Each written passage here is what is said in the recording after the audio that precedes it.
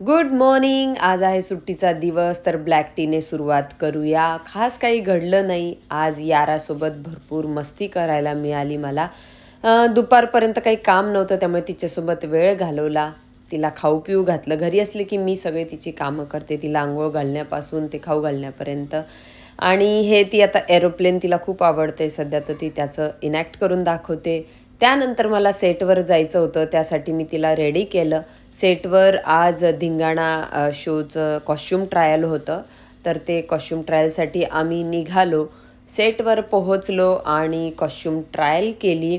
Costume ट्रायलनंतर Krish पण तिथे भेटला आम्हाला, आणि कस्तुरी आणि रेयन. रेयनला तुम्ही सिरियलमध्ये बघितलंच असेल. सो आता सध्या तरी त्याचा ट्रॅक सुरू नाही आहे, पण तो असा सहज आम्हाला भेटायला आला होता आणि याराला बघून खूप खुश झाला. त्यानंतर आम्ही गेलो स्टार बाजारला. तिथे आम्हाला थोडेसे फ्रूट्स खरेदी करायचे होते आणि काही गोष्टी घ्यायच्या होत्या घरातल्या, म्हणून आम्ही सहज एक चक्कर मारली. सुट्टीच्या दिवशी हीच सगळी कामं असतात आपली. आता स्टार बाजारला गेलो आहे म्हटल्यावर झुडिओमध्ये एक राऊंड तर मारलाच पाहिजे. बघावं म्हटलं काही नवीन आलं आहे का, काही घेता येतं का.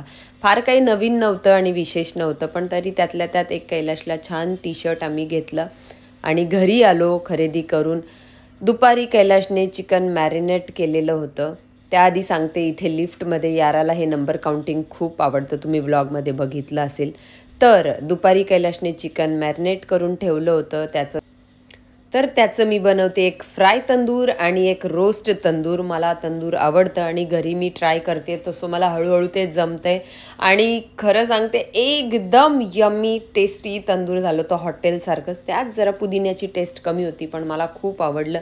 आणि माझ्याबरोबर याराने पण तेवढ्याच चवीने ते खाल्लं.